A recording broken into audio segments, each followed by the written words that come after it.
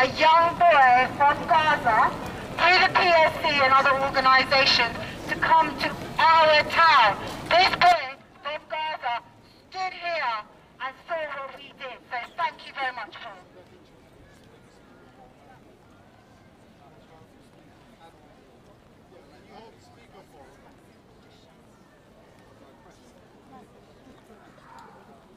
Thank you.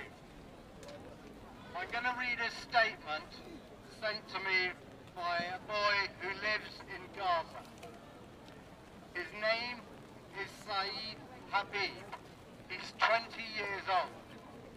And he comes from a village called Shejaria, which is to the east of Gaza City and along the Israeli border. His village was bombed during this 8-day atrocity, but thankfully all that happened was the windows were blown out of his house and he survived. This boy is special and precious to me. He stayed with my family in Caversham for 2 months from last June, and he stood in this very spot we're standing in now. And over that 2 months we grew to love him. We really grew to love him. He's part of our family. So this is not just a political issue for me, this is a personal issue. And it's also personal because my mother was Palestinian. I'm half Palestinian. She was a Palestinian refugee who fled Palestine in 1948 and was never, ever allowed to return.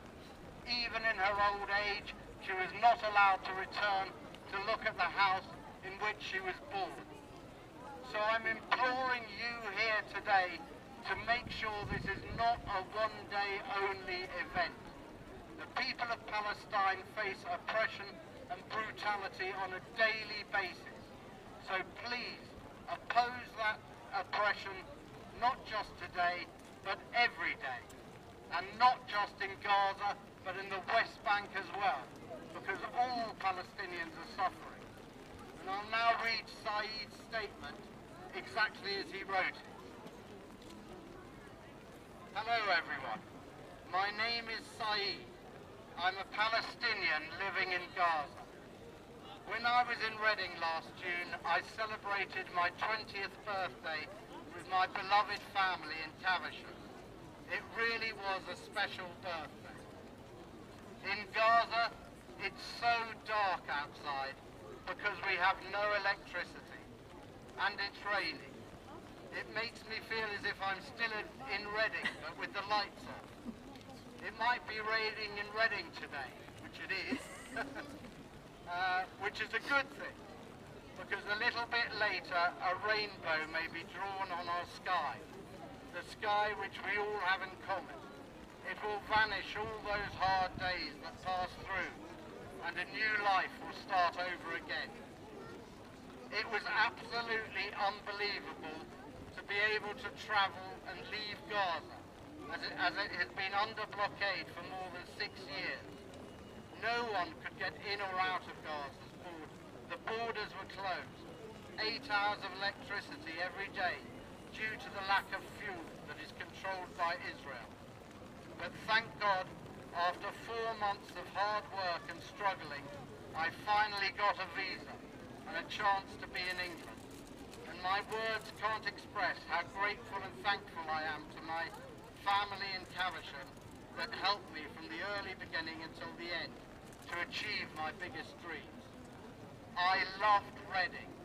I even preferred Reading to London because I touched in my heart how kind the people in Reading are, how adorable the trees are, the rivers, the parks, the shops and the ducks are. I have never seen any of those things in my homeland. It's only one matter that made me sad. Seeing on the second day for me in Reading, I saw some homeless people sleeping on the streets, having no food and no life. A bit later, I saw people feeding ducks. I think ducks can find their food on their own. Reading would be much nicer if people who are feeding ducks could give the away to those homeless people. This is my wish, and it would be really amazing if you could make it come true for me.